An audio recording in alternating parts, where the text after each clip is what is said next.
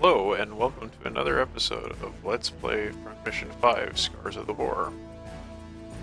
So we just returned from having defeated Glen in battle, and we're back at Freedom Garrison, or I should say we are at Freedom Garrison, because we have conquered Freedom City with the other USN forces, and now we are occupying this garrison here.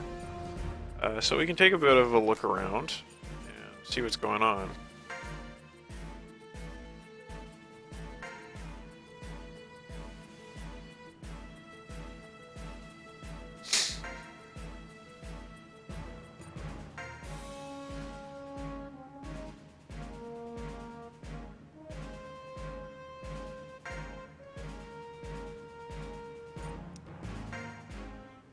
Now, Walter has begun his climb up the ranks, as we can see there, because of his notable talents.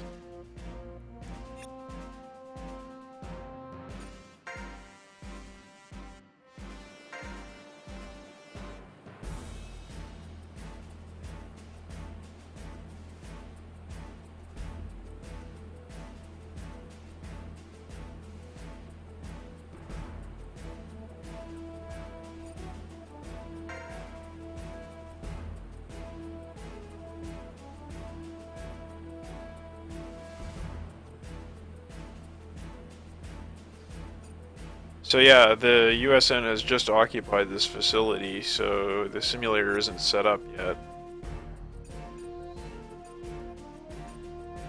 But let's head by the mess hall and see what's going on there.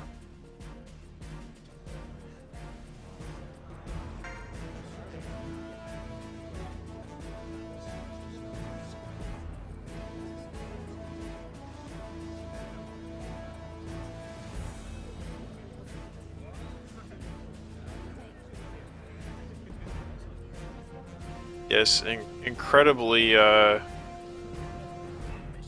Randy is so dense that he didn't even realize that we were fighting Glen. He might have wondered why he didn't mention anything in that last battle.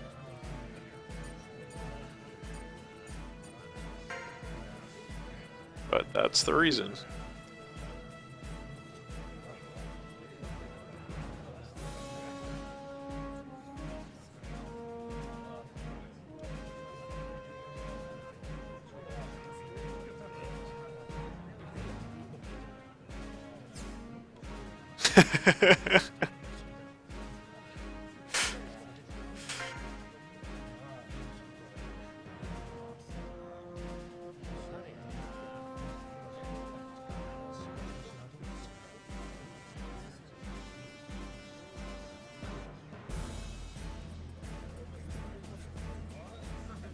Okay.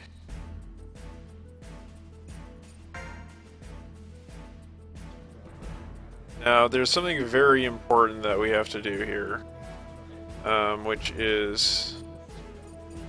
Oh, I think we might not quite be at the point where we have to do this yet. But there is something very important you have to do in between the previous mission and the next one, in terms of getting a secret in the game.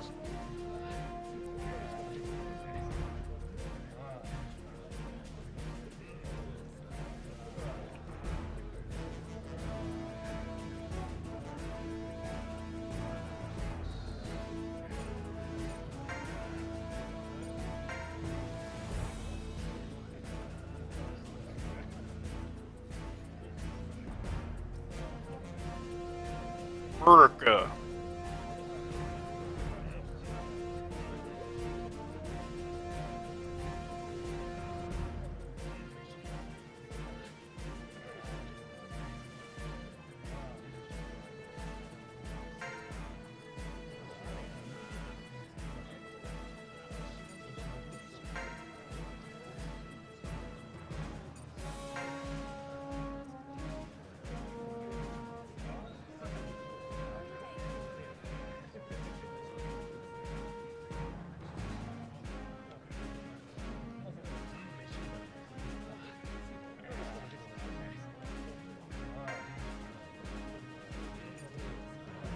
Okay.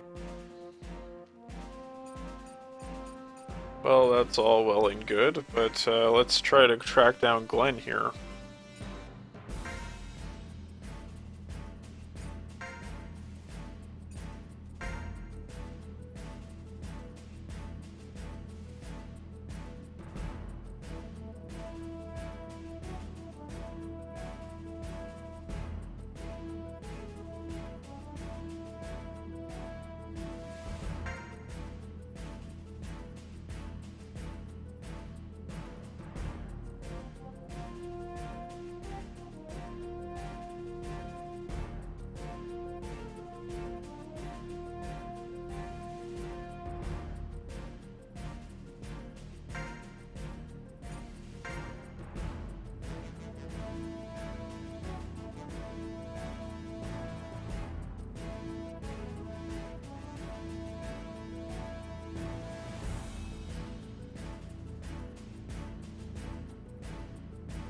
And they being the USN soldiers, of course.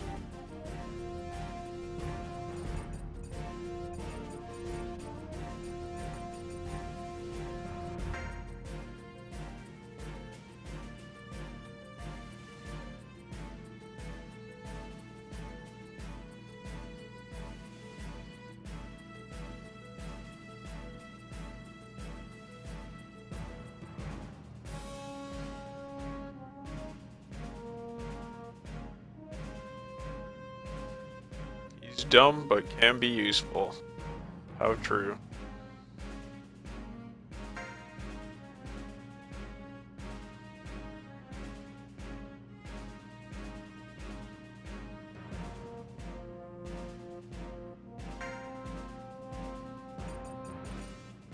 Alright, so these are the people we need to talk to.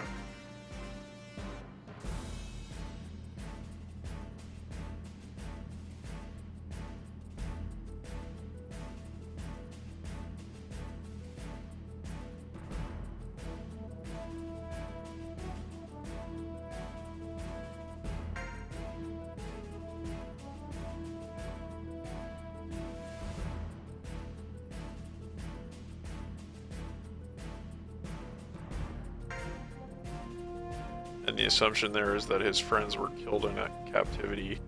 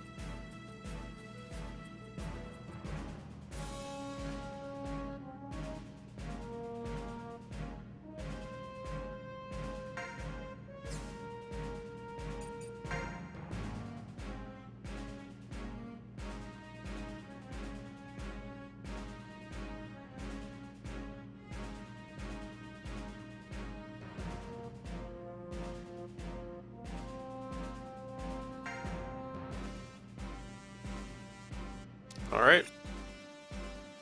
Well, we know where we need to go. Still looks alright.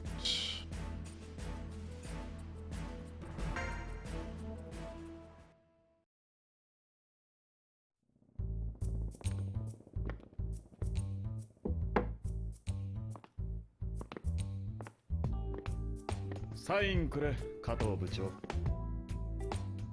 それで俺たちの給与は3倍だ。いいだろう。ケツだしな。部長、俺にもタバコくれ。やめとけ。ここに悪い。危ねえな、何すんだよ。お前は誰だ？ひでえな、俺だよ、ランディだよ。こいつは5カウントで飯を平らげ、いつも胸ポケットにチョコバーを忍ばせている。歯磨きは2日に1回、だが虫歯は1本もない。おお、それなら本物だ。久しぶりだな、ランディ。ひでえ。まあ、こうして会えたのは嬉しいが、俺のところにはあまり来ない方がいい。仲間たちに裏切られるぞ。ああ、そうだな。まあ、どのみち俺の戦争は終わったわけだ。あとは任せるぜ。見回りが来る。もう行け。俺は休暇を満喫させてもらうよ。ああ、せいぜい楽しんでくれ。ウォルター、どうせしばらく吸えないし、取られるのも尺だ。預かっておいてくれ。お守り代わりだ。It's the world's longest office. 了解だ。じゃあ、またな。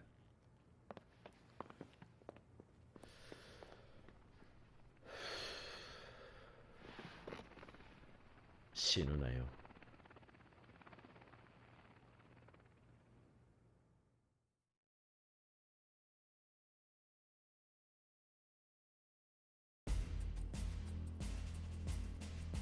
So having listened to that cinematic again, I realized there are quite a few translation errors I made there. I mean, not terribly significant, but the nuance of different phrases I certainly missed. Now that my Japanese is a bit better, I can kind of pick up on them. But I think you get the gist of it. Basically, they're just happy to see each other, and a little bit melancholy that it's such a short meeting. Another thing that we might want to talk about here is that none of them are really all that worked up about this war. I mean, they're fighting, but it seems like they mostly just joined the military so that they could prove that they could be pilots. It's that kind of be all that you can be sort of thing. But they really have no sense of hatred towards the other side. It's just like the fact that one of them ended up on the OCU side and the other two ended up on the USN side was really just a matter of chance. And yeah, they really don't care much about the cause. Some of the people in the mess hall, that's another story. They're a lot more worked up about the whole thing, but Glen, Randy, and Walter are really just not all that enthusiastic about the war, and they just want it to be over. So that's quite different from what you might see in some video games.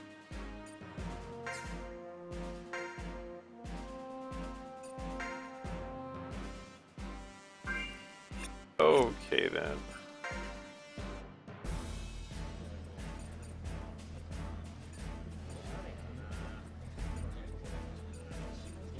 So, some of you, we can't scout him, but some of you might be familiar with this person here, Daryl Trowell, who is, of course, the protagonist, or one of the protagonists of Front Mission 4.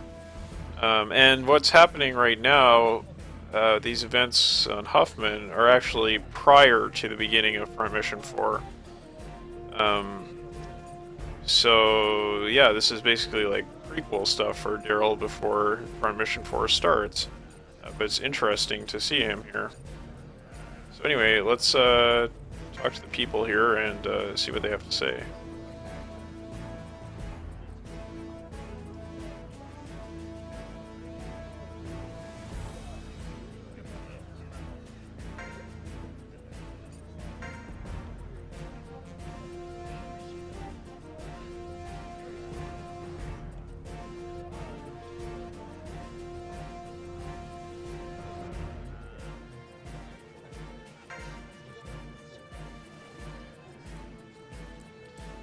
So yeah, some of the soldiers, they despise the OCU, but certainly not Walter.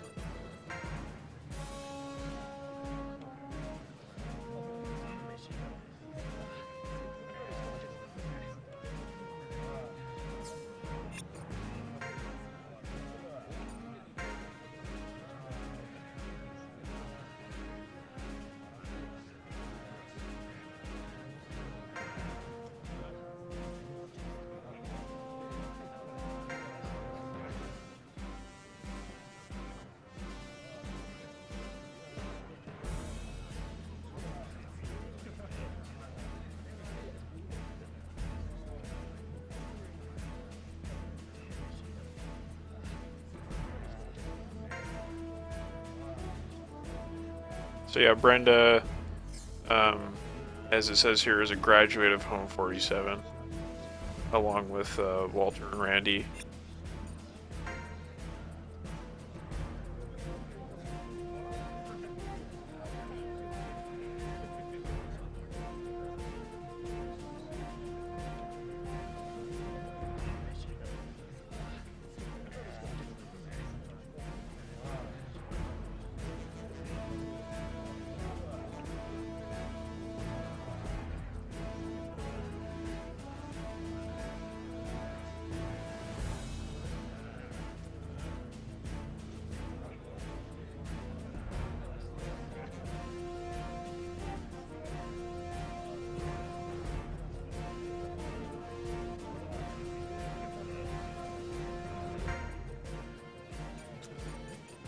So, not entirely certain what's going on there, but some kind of love affair some kind of trouble that Daryl's got himself into, as always.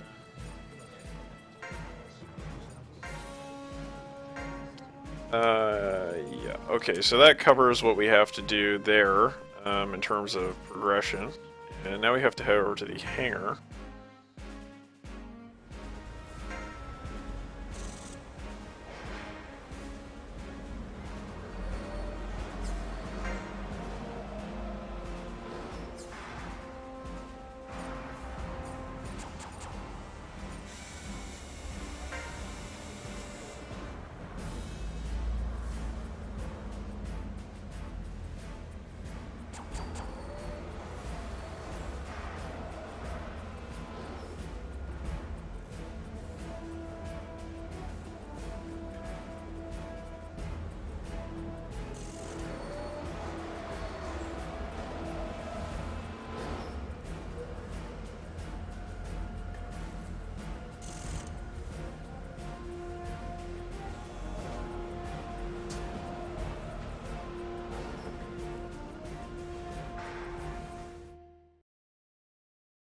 Yay, tutorial.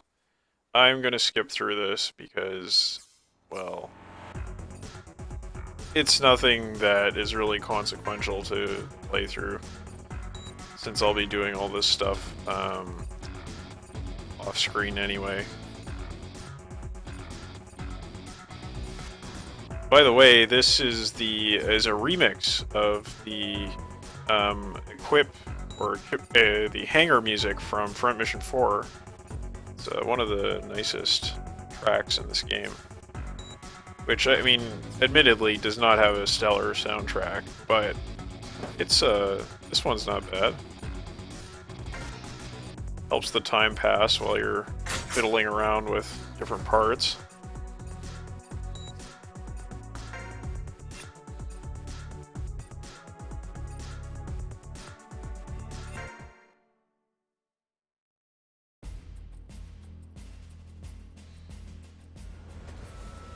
Alright, now we gotta go talk to this guy.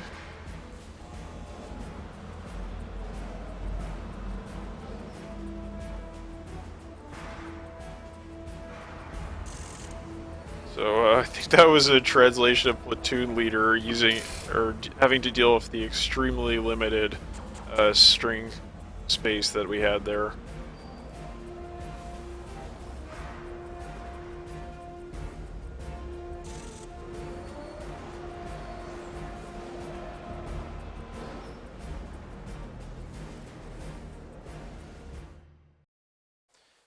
Unfortunately, we do have to go through this.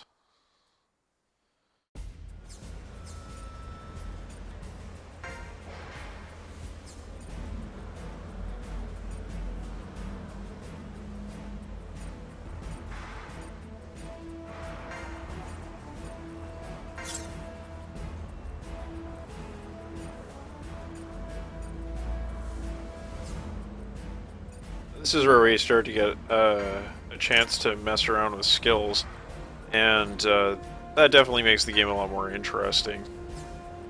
Even though they trigger based just on chance, they're still really integral to the way the game works. Okay. So we can start doing setup now, but we're not going to bother with that at the moment.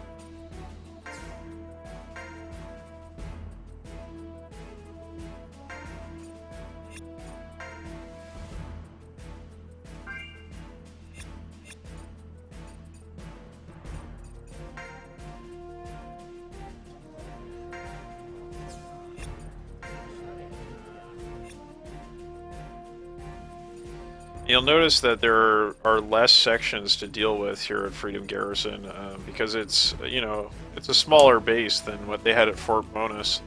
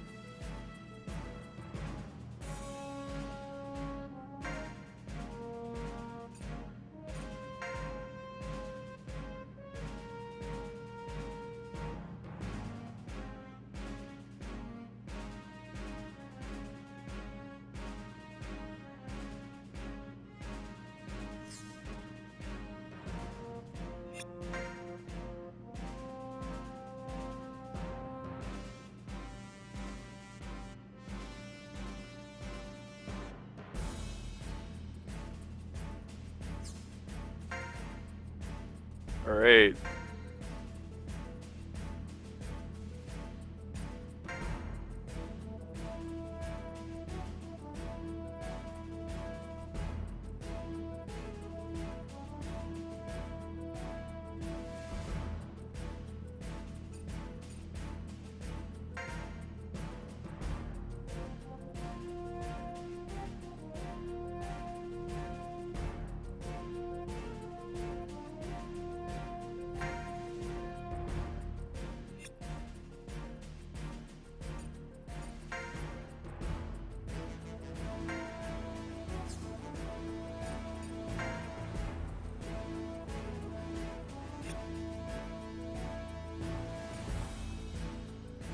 Okay, so we'll go try to catch Glen at the gate here.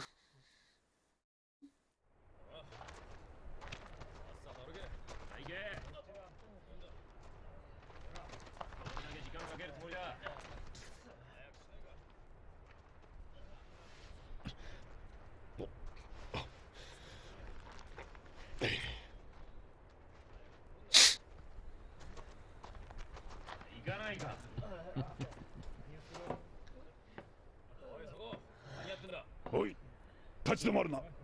さっさと乗り込め。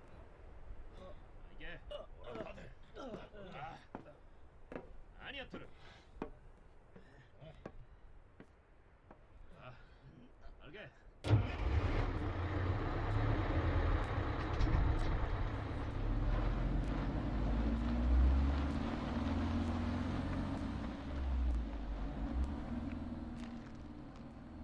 戦争早く終わるといいな。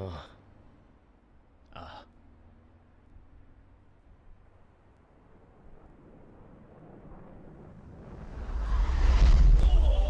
おい。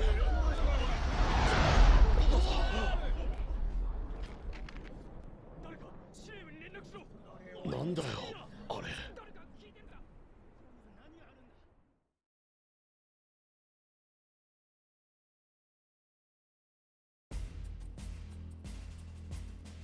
Alright, so that scene, I think, would go way over the head of anyone who is playing Front Mission 5 as the first game that they'd played in the series.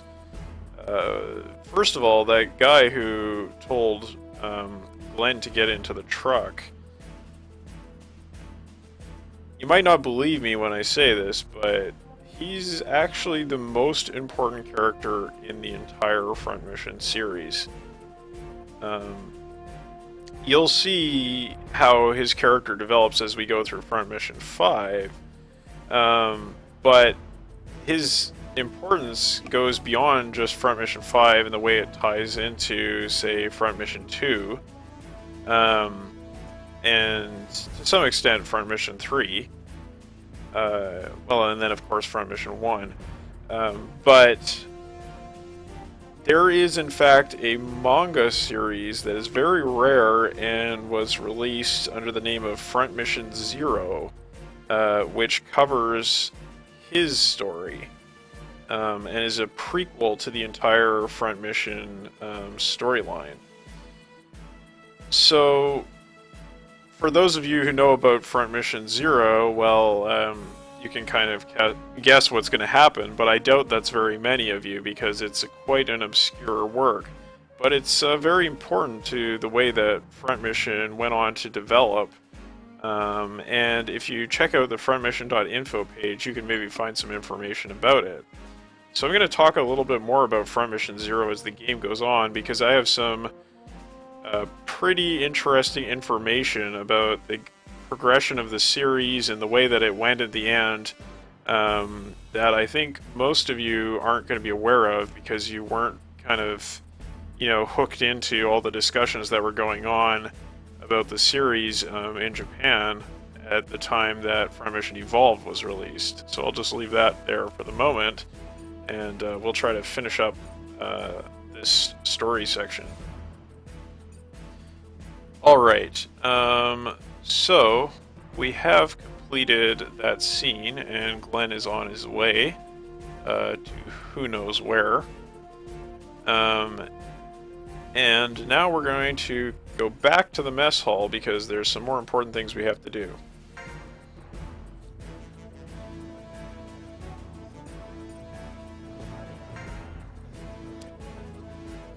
Lark Valley.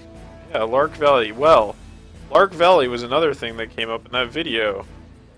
For those of you who played, Front Mission 1, you're probably familiar with Lark Valley. It was mentioned in one of the dialogues before that last cinematic as a residential area, and, the soldiers were kind of asking, well, why are we going to attack Lark Valley when it's just a residential development? When you play through Front Mission on the OCU side, as like the original campaign with Royd, you'll end up in Lark Valley near the beginning of the game, and you find it to be a kind of bombed out ruin where you meet a quote unquote ghost. I believe her name is Mori, if I'm correct. Or Molly, that's it. Yeah, so her name's Molly, and she's a lady who is, she has her own Wanzer, and she's kind of patrolling the ruins of Lark Valley. She's a survivor of that missile strike that was sent to destroy it. And you don't really learn very much more about it than that. You just kind of learn that somehow this Lark Valley incident is tied into the USN OCU fight, and it's a big injustice that Molly had to deal with. However, when you play through on the USN side as Kevin, you get a lot more information about what happened in Lark Valley, because you're kind of directly involved in the events that led up to that missile strike. What happens is, Kevin, this is just after Freedom City has been taken by the USN. Kevin's out on patrol, picks up some strange readings, and takes his squad to investigate. And then he finds that there is a OCU unit that is meeting with his former lover, who was involved in his special forces unit that you start the game in, before he left that unit and got involved in the whole Huffman conflict. But the long and short of it is that his lover, who is working with Driscoll and the Nirvana Institute, who are doing some really shady research here in Huffman, is going to get found out for working with the OCU or some section of the OCU. And so she flees, radios home to Driscoll, and Driscoll basically sends in the airstrike to cover up the evidence of what's going on with the Nirvana Institute. And so not only did that scene there connect the story of Glen to the story of that particularly important character, it also sort of hinted at what's going to happen to Glen, because we know that the missiles headed for Lark Valley are actually connected to what's going on with the Nirvana Institute. And I don't know how much I want to spoil right here. I think I'm going to probably talk about it a little bit more towards the end of this act. So I'll leave a little bit of mystery for those of you who are still in the dark about what's going on with this Nirvana group and what's going on with these POWs.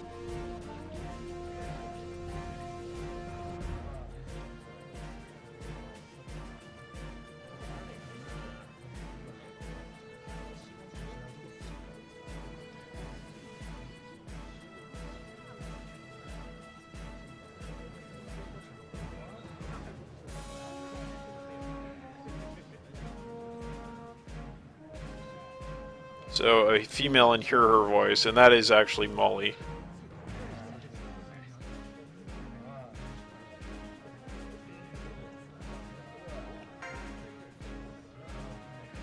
This is, Maeda was the guy who was all gung-ho about trouncing the OCU, so he's kind of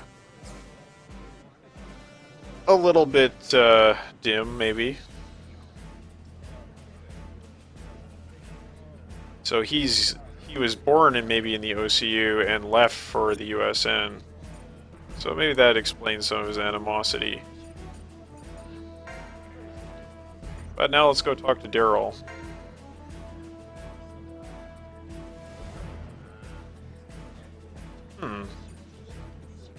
Well, maybe we'll be seeing more of him.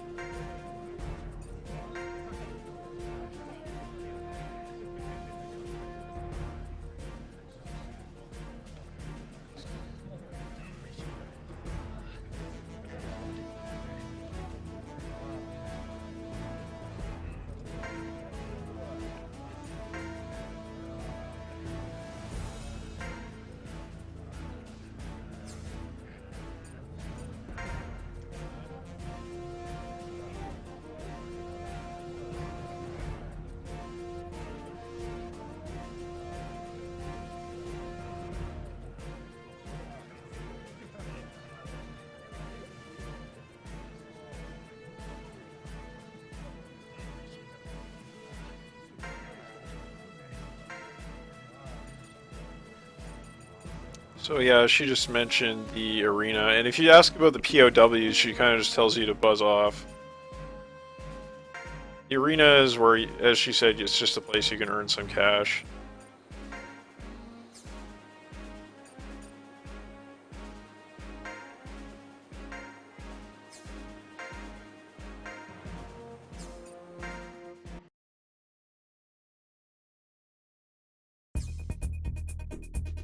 Okay, so that's nice, but we're not going to do that right now.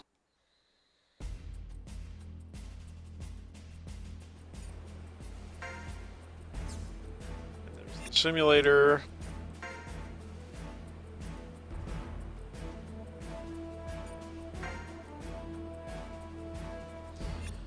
Alright. That is a fair amount of the things we needed to do taken care of. So I'll just do a little bit of a save.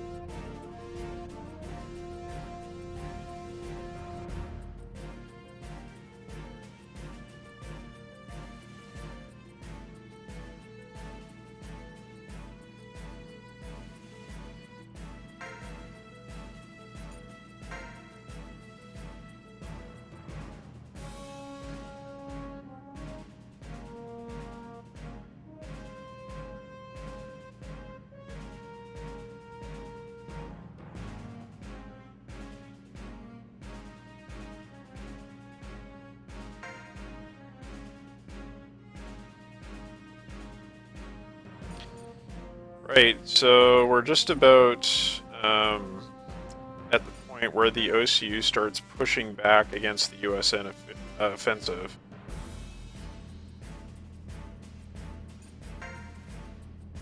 This is, I believe, the point at which Royd's scenario starts. And that will take us out to the next mission. So, thanks for watching.